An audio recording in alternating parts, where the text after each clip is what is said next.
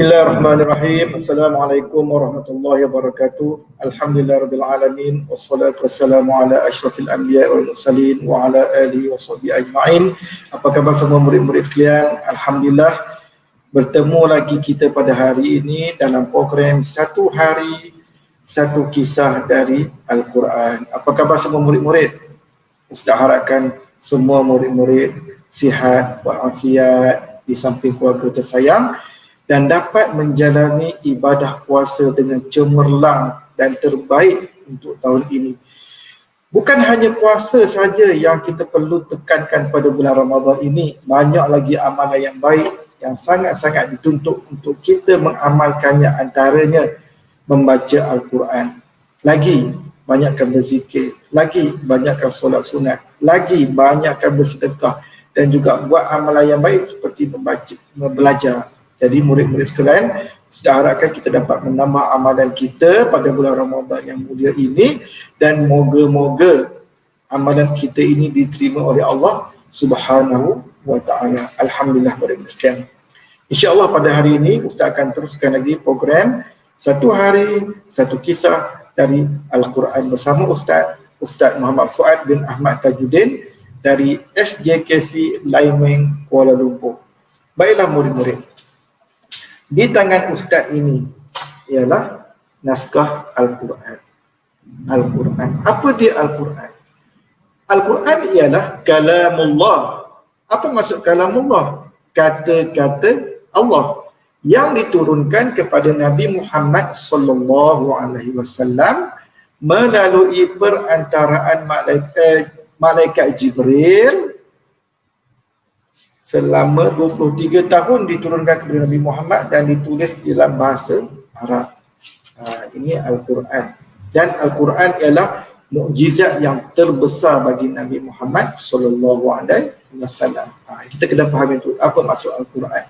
Dan di dalam Al-Quran ini mengandungi pelbagai maklumat, pelbagai cerita, pelbagai panduan yang ada dalam Al-Quran yang contohnya berkenaan dengan perintah Allah. Perintah apa? Perintah solat, perintah haji, perintah puasa, perintah zakat, semua dalam Al-Quran. Apa lagi yang ada dalam Al-Quran? Larangan Allah Subhanahu wa taala, larangan mencuri, larangan membunuh, larangan menipu dan banyak lagi terdapat dalam Al-Quran. Antaranya lagi ada kisah-kisah dalam Quran. Antara kisah-kisah Rasul yang terdapat dalam Quran iaitu Nabi Adam, Nabi Sulaiman, Nabi Musa, Nabi Yusuf, Nabi Harun, Nabi Isa dan juga Nabi kita Nabi Muhammad sallallahu alaihi wasallam. Alhamdulillah murid-murid sekalian, insya-Allah pada hari ini Ustaz akan menceritakan satu kisah daripada Al-Quran daripada satu surah juzuk ke-27. Dia punya turutan nombor surah 54, ayatnya hanya 55 dan berada pada buku surat 528. Agak-agak murid-murid lah, surah apa ni? Tak tahu. Okey, dengar dulu Ustaz. Dengar Ustaz baca dahulu. Bismillahirrahmanirrahim. Iqtarabatis sa'atu wa insyaqqal qamar. Wa in yarau ayatan yu'ridu wa yaqulu sihrun mustamir. Wa kadzabu wattaba'u ahwa'ahum wa kullu amrin mustaqir. Sadaqallahul azim. Itu surah apa tu agak kamu? Agak surah apa? Cuba tengok ayat yang pertama. Ayat pertama, iqtarabatis sa'atu wa insyaqqal qamar. Nama surah tu ada kat situ. Yang terakhir sekali tu. Al-Qamar. Ini surah Al-Qamar ataupun dalam bahasa Melayunya disebut bulan. Jadi alhamdulillah pada hari ini Ustaz nak menceritakan satu kisah yang berkaitan dengan Rasulullah SAW, iaitu Nabi membelah bulan. Nabi belah bulan. Oh, hebat kan? Okey, murid-murid yang dihormati sekalian, kisah ini Ustaz flashback balik. Rasulullah SAW dilahirkan di Mekah, Nabi Muhammad dilahirkan di Mekah, dibesarkan di Mekah, dia berkahwin di Mekah, dan pada umur 40 tahun Nabi dilantik menjadi Rasulullah sallallahu alaihi wasallam. Maka bermulalah dakwah Rasulullah sallallahu alaihi wasallam menyeru semua penduduk Mekah yang tidak Islam untuk masuk Islam, mentauhidkan Allah Subhanahu wa taala. Maka ramai yang masuk Islam terdiri daripada kaum sahabat, kaum keluarga Nabi, sahabat-sahabat Nabi, para hamba, dan ramai yang masuk. Dan ramai yang tak nak masuk. Bukan tak nak masuk Islam saja, bahkan mereka melawan Nabi Muhammad dan juga sahabat-sahabat Nabi yang telah Islam. Okay. Macam-macam mereka buat. Mereka hina Nabi dan sahabat, mereka pukul Nabi dan sahabat, bahkan mereka nak bunuh Nabi dan sahabat. Dan mereka mencabar Nabi. Ini yang berlakunya kisah belah bulan ni. Pada satu malam, mereka berjumpa Nabi Muhammad sallallahu alaihi wasallam. Orang musyrikin Mekah, kafir Mekah ni jumpa Nabi.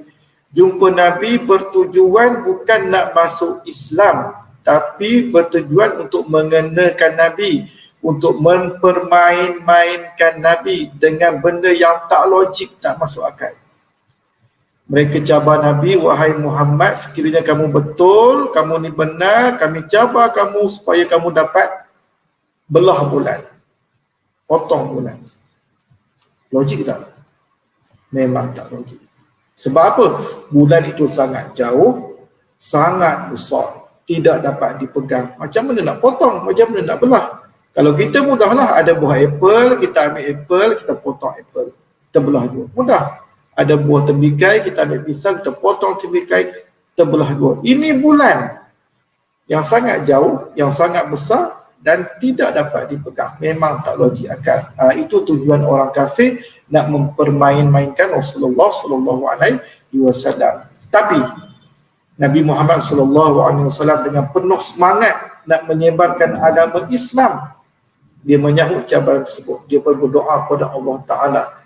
Dan Nabi membuat isyarat jari dia dekat bulan. Bulan kat atas ada, dekat angkasa. Yang jauh tu dia buat macam tu je. Macam tu je. Maka apa terjadi? Bulan itu terpotong dua, terbelah dua dan bergerak.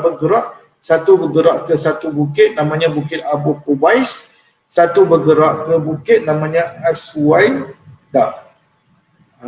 Kemudian tak lama kemudian bulan itu bercantum semula dan duduk di tempat asal dia. Oh, hebat kan? Sangat-sangat hebat, sangat-sangat menakjubkan. Maka terkejutlah orang-orang kafir. Wow, hebatnya Nabi Muhammad. Maka Nabi Muhammad bertanya, percaya tak lagi dengan agama Islam? Percaya tak dengan aku? Maka mereka kata apa? Ish, Muhammad, kamu ni rupa-rupanya orang sihir, ahli sihir yang sangat hebat. Mereka tuduh Nabi Muhammad ni seorang yang jahat, yang buat sihir, yang buat magic. Itulah orang kafir yang tak nak beriman dengan Rasulullah, tak nak beriman dengan Allah, tapi mereka hanya nak mempermain-mainkan Nabi Muhammad sallallahu alaihi wasallam. Itulah mukjizat Nabi yang sangat hebat, iaitu Nabi mampu membelah bulan dengan jarinya sahaja. Mukjizat tu apa? Mukjizat tu ialah satu keistimewaan yang Allah bagi kepada para rasul dan nabi-nabi. Macam super power lah. Nabi Muhammad, Allah bagi dia mampu membelah bulan, mampu berkata-kata dengan benda yang lain, dengan batu, dengan kayu. Dan mukjizat yang paling besar untuk Nabi Muhammad ialah Al-Quran. Nabi-nabi lain pun dapat juga mukjizat. Contohnya Nabi Musa alaihi salam. Nabi Musa alaihi salam, mukjizatnya ialah tongkat. Allah bagi dia tongkat. Dengan tongkat tersebut, dia lempar tongkat, maka tongkat itu menjadi ular yang besar. Itu salah satu mukjizat Nabi Musa. Nabi Isa pun ada mukjizat juga. Apa mukjizat Nabi Musa? Dia mampu menghidupkan orang mati. Orang mati, dia mampu hidupkan semula. Dia mampu menyembuhkan penyakit. Dengan sapu je muka kawan tu, terus baik daripada sakit. Nabi apa lagi? Nabi Sulaiman alaihissalam mampu bercakap dengan semua binatang.